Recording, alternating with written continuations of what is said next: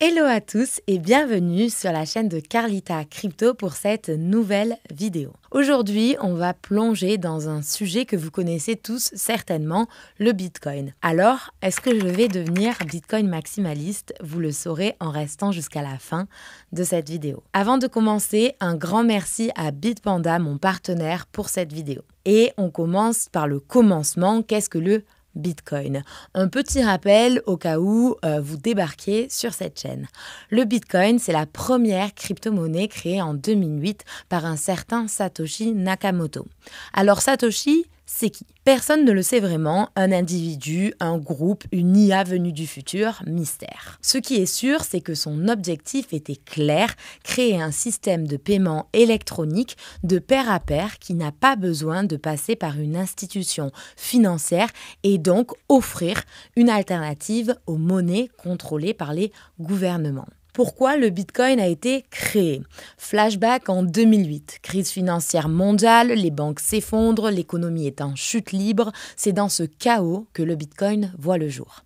L'idée, comme je viens de l'expliquer, c'est de créer un système financier transparent, sécurisé et indépendant des institutions bancaires qui nous ont mis en fait dans cette crise. Mais Bitcoin, ce n'est pas juste une monnaie, c'est aussi l'aboutissement d'un mouvement qui remonte aux années 90, les cypherpunks. Ces passionnés de cryptographie militaient pour le droit à la vie privée à l'ère numérique.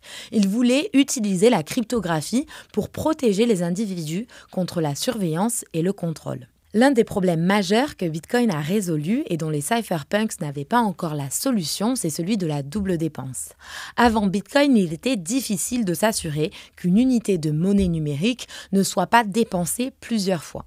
Grâce à la blockchain et au mécanisme de consensus appelé Proof of Work, Bitcoin garantit que chaque transaction est unique et vérifiée par le réseau. Il est important aussi de comprendre l'algorithme de Hashcash développé par Adam Back qui est au cœur de ce mécanisme. Il permet de sécuriser le réseau en demandant aux mineurs, et on en reparlera juste après, de résoudre des problèmes mathématiques complexes, rendant les attaques comme celle des Sibylles ou les problèmes des généraux byzantins beaucoup plus difficiles à réaliser.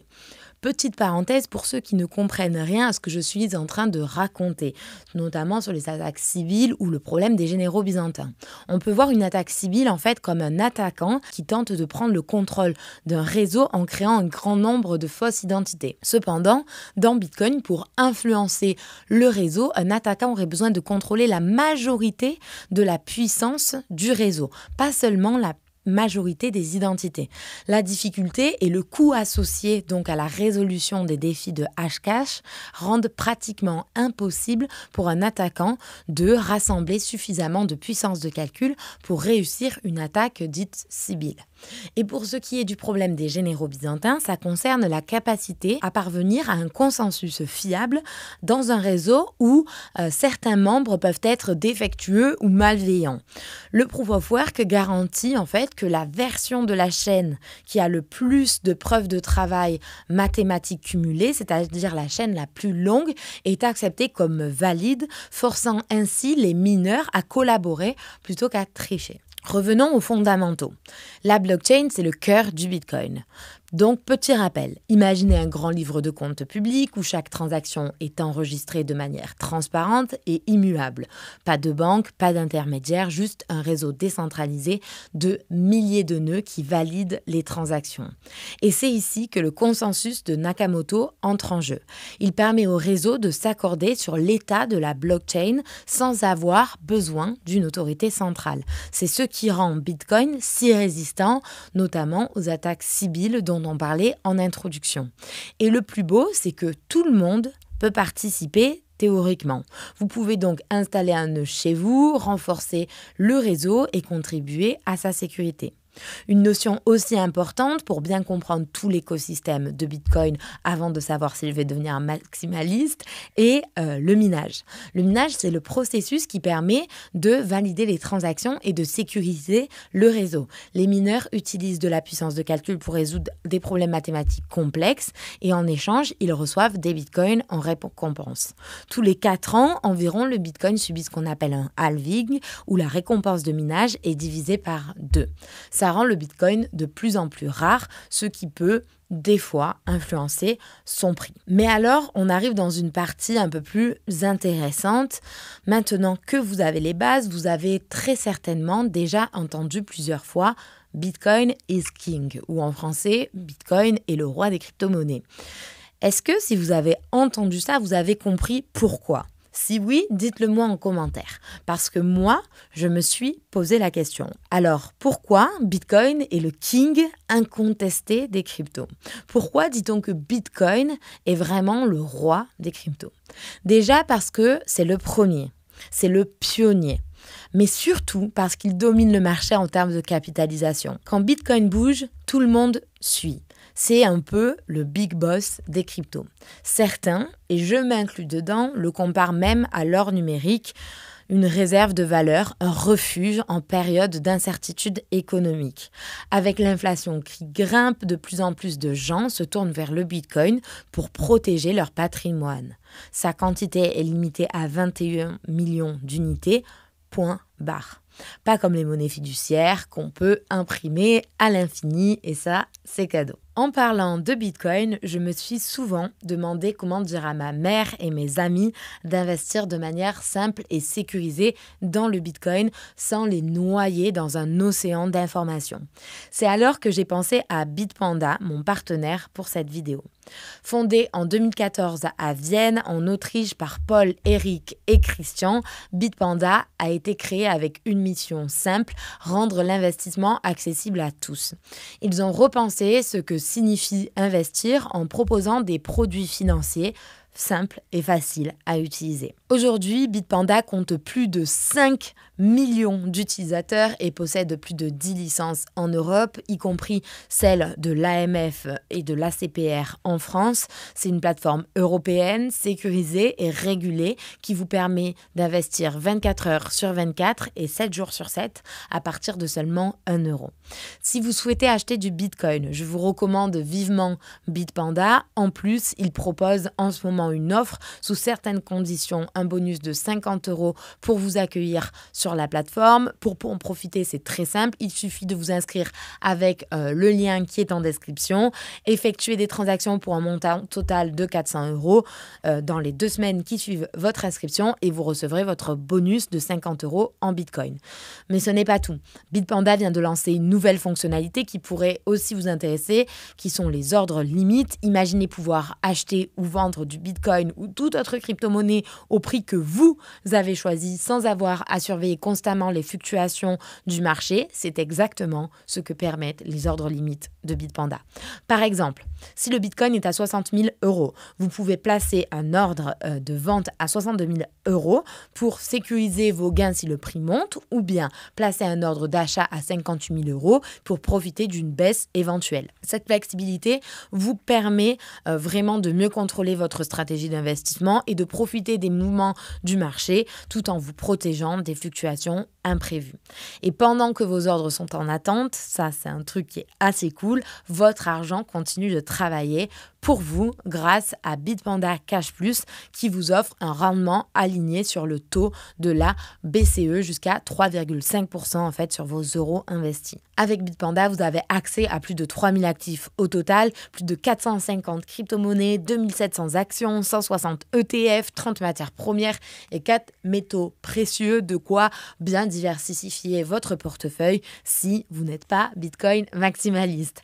Alors, si vous voulez soutenir mon travail et cette chaîne, je vous invite à découvrir Bitpanda. C'est une plateforme fiable, sécurisée, facile à utiliser, idéale pour débuter, approfondir vos investissements dans le monde des cryptos et au-delà.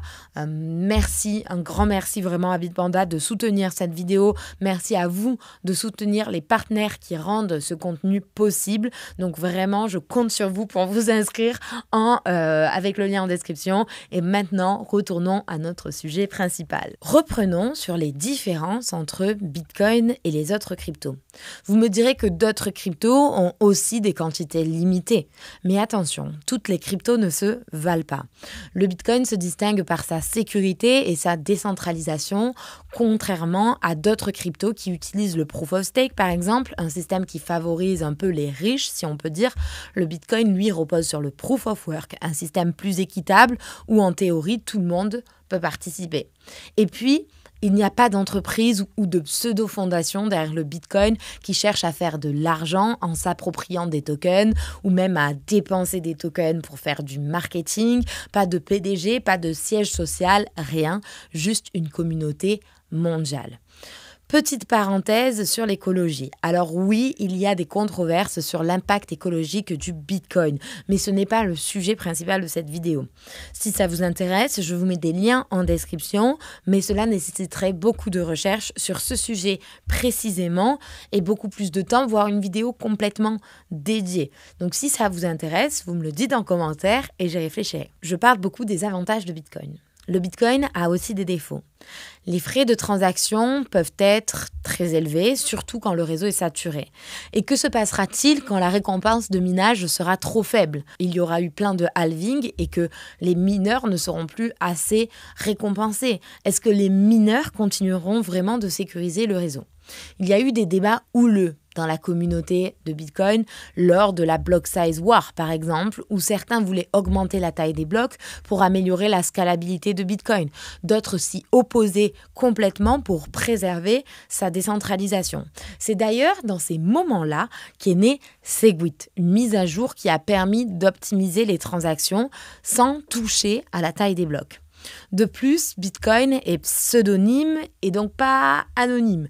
Donc toutes les transactions sont enregistrées sur la blockchain et avec les bonnes techniques, il est possible de retracer les mouvements des fonds, c'est-à-dire à la fois une force pour la transparence, mais aussi un défi pour la vie privée. Plus récemment, une mise à jour semble avoir fait un peu l'unanimité dans la communauté. Elle s'appelle Taproot.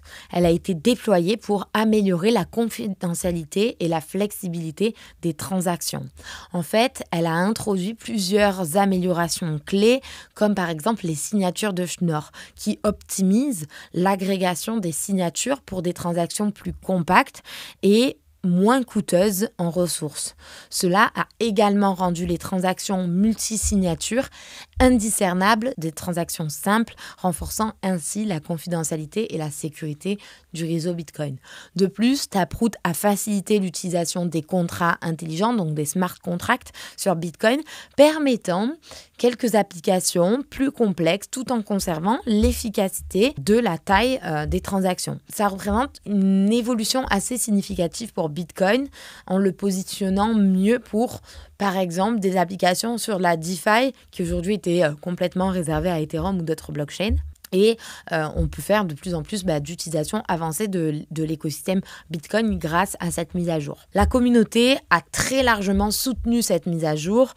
Ils l'aperçoivent comme un progrès important pour le futur de Bitcoin et notamment par sa capacité d'ailleurs à rendre le réseau plus adaptable et plus évolutif. Je vais quand même vous parler des Layer 2 de Bitcoin et du Lightning Network. Mais alors, qu'est-ce que sont les Layer 2 sur Bitcoin ? Puisque oui, j'ai déjà fait une transaction sur qu'est-ce que sont les différents layers que je vous invite à voir et que je mettrai juste ici.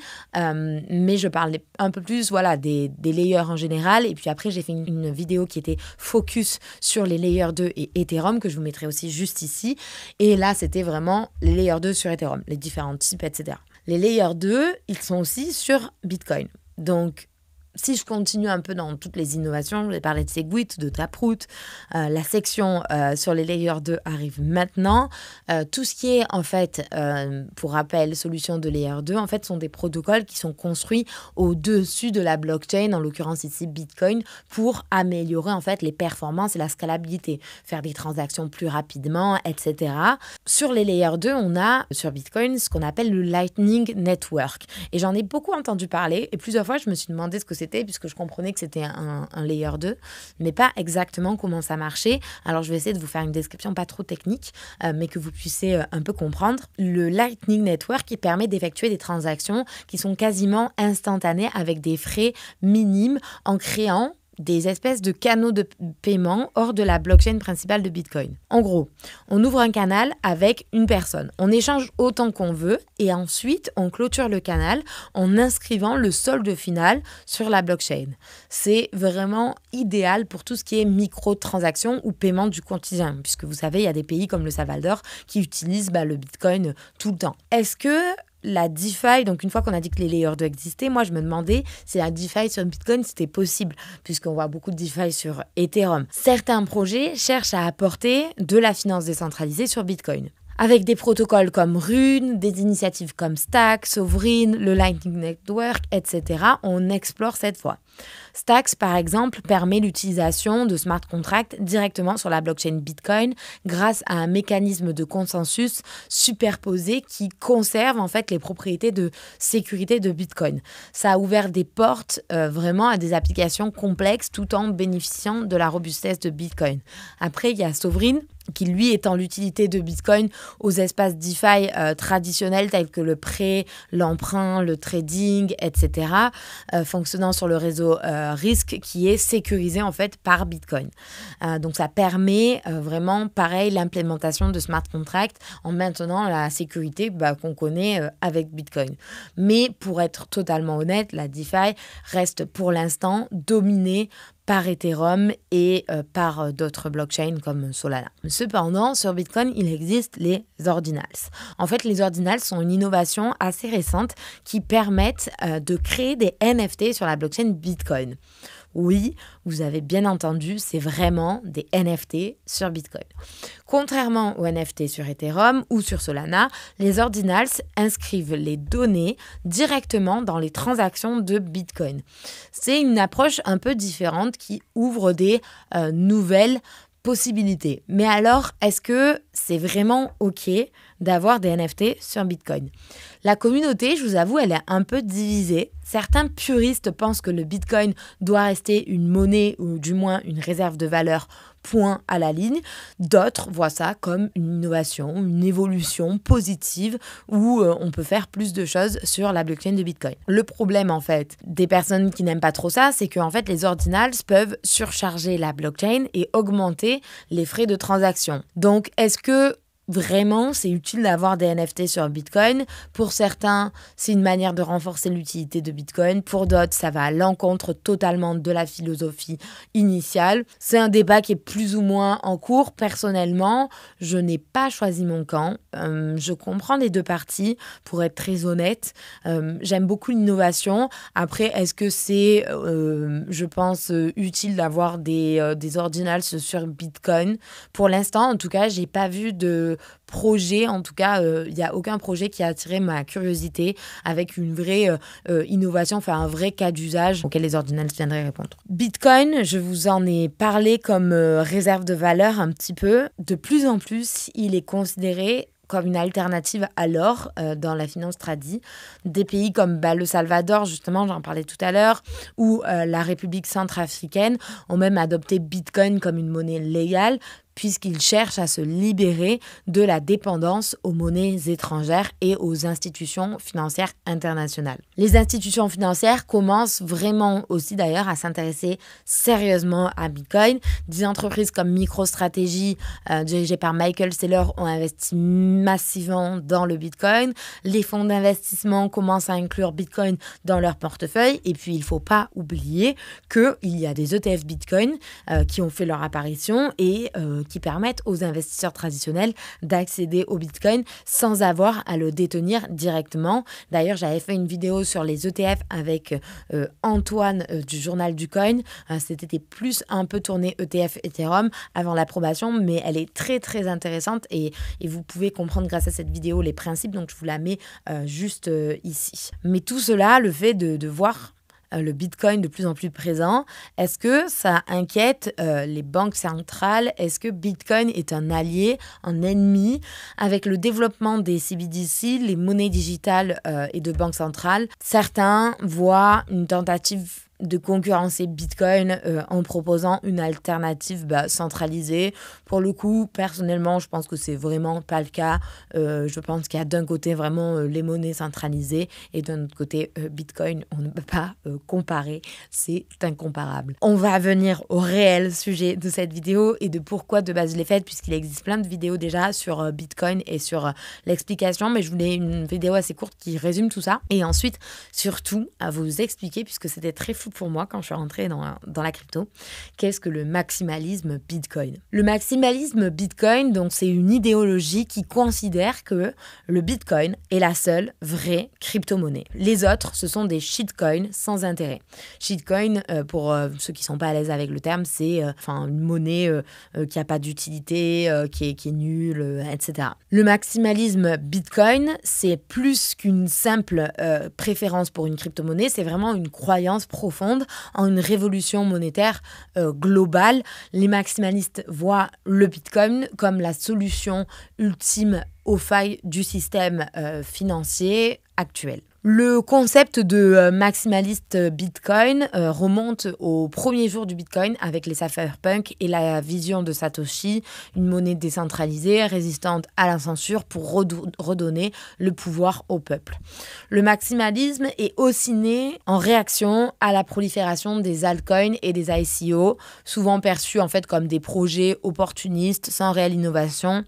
Et ça, pour le coup, ça a été réel pour beaucoup de crypto-monnaies et beaucoup de projets. Donc, on ne peut pas vraiment reprocher aux maximalistes cette pensée. Les maximalistes ont aussi des raisons philosophiques. Ils défendent des idéaux libertaires. Ils s'opposent aux banques centrales, à la finance traditionnelle et croient à la souveraineté financière individuelle. Un peu comme la séparation entre l'Église et l'État, les maximalistes souhaitent une monnaie libre de toute intervention gouvernementale. Le contrôle sur ses finances sans intermédiaire, c'est vraiment un pilier fondamental. C'est une manière de redonner le pouvoir aux individus face aux institutions financières. Et dans un monde où les transactions peuvent être bloquées ou surveillées, le Bitcoin offre une alternative résistante à la censure. Depuis tout à l'heure, je vous parle de maximalisme, mais sachez que c'est aussi un degré, je pense. Tous les maximalistes n'ont pas les mêmes pensées, n'ont pas peut-être les mêmes idéaux. J'ai essayé de faire un peu une généralité pour vous expliquer concrètement ce que c'était un peu globalement, mais bien évidemment que y a une échelle, vous savez, c'est un peu comme la décentralisation, il y a une échelle de décentralisation, certaines blockchains sont un peu décentralisées, d'autres un peu plus, etc. Là, c'est un peu pareil, il y a des personnes qui sont très maximalistes où vous allez leur parler d'une autre crypto et ils vont vous dire c'est de la shitcoinerie, c'est nul, ça n'a aucun truc, et il y a d'autres personnes qui ont tendance à être un peu maximalistes puisqu'elles croient beaucoup en Bitcoin plus que sur les autres crypto-monnaies. Mais par contre, elles ne le sont pas totalement. Et d'ailleurs, certaines d'entre elles ont même d'autres cryptos dans leur portefeuille. Pour vous donner un peu des exemples historiques, les débats autour de Bitcoin Cash, les forks, les tentatives de modifier le protocole, etc. Le Bitcoin a résisté à tout ça. Et malgré les tentatives d'interdiction aussi de certains pays, le réseau Bitcoin continue de fonctionner, démontrant vraiment sa robustesse et renforçant en fait cette conviction des maximalistes. Quels sont les avantages d'être Bitcoin Maxi ? Le Bitcoin, c'est un réseau qui est éprouvé, robuste, avec une adoption mondiale. Pour les maximalistes, c'est la seule solution aux problèmes du système financier actuel, mais néanmoins, certains compare en fait ce mouvement de maximalisme à une religion. Satoshi serait devenu comme une figure quasi de messie. Il y a des symboles, des rituels, des conférences dédiées, ou si vous n'êtes pas maximaliste et si vous ne croyez pas qu'en Bitcoin, vous n'êtes pas invité. Attention aux dérives, le dogmatisme peut freiner l'innovation et exclure ceux qui pensent différemment. Le risque, c'est de passer à côté d'autres innovations intéressantes différentes. La technologie évolue et rester fermé peut être vraiment contre-productif. Pour conclure, vais-je devenir maximaliste? Philosophiquement, je suis très alignée avec le Bitcoin. J'adore l'idée d'une monnaie décentralisée, résistante à la censure, et le Bitcoin est une grosse partie de mon portefeuille, si ce n'est pas plus de la moitié, pour être 100% honnête avec vous. Aujourd'hui, ma curiosité me pousse aussi à explorer d'autres projets, comme des projets qui se trouvent sur Ethereum, et par exemple, Ether apporte des solutions innovantes sur de la DeFi qu'on ne peut pas voir sur l'écosystème Bitcoin, et donc pour moi il vient le compléter. Soyons honnêtes, les rendements peuvent aussi être plus attractifs ailleurs que juste en s'exposant sur du Bitcoin. Donc je dirais pas que je suis maximaliste Bitcoin, ou du moins ça dépend en fonction de à quel point vous entendez ce terme. Est-ce que si vous l'entendez comme croire en Bitcoin et en sa révolution, alors oui. Si vous l'entendez comme penser que tout ce qui n'est pas Bitcoin est nul et sans valeur, alors non. Voilà, il y a un peu un entre-deux. Je reste très alignée avec les valeurs de Bitcoin en tout cas, et je comprends vraiment, je pense, les personnes qui se disent complètement maximalistes Bitcoin. C'est aussi des personnes qui sont là depuis, j'ai remarqué, depuis beaucoup plus longtemps que moi dans l'écosystème crypto, en sachant que je suis là que depuis quelques années maintenant. Eux, ils sont là depuis plusieurs années, et ils ont vu beaucoup de projets, beaucoup de soi-disant innovations qui n'en étaient pas. Donc, c'est aussi peut-être un historique qui fait qu'on évolue vers cette voie. Mais ça, seul l'avenir nous le dira. En tout cas, le Bitcoin a un grand chemin devant lui. Son adoption continue de croître, et il pourrait jouer vraiment un rôle majeur, je pense, dans le système financier mondial. J'ai hâte de voir son adoption massive, et si vous ne me croyez pas ou vous ne me comprenez pas, je n'ai pas le temps de vous convaincre. Désolée. Merci à Bitpanda de soutenir la chaîne. N'oubliez pas de vous abonner. C'était Carlita Crypto.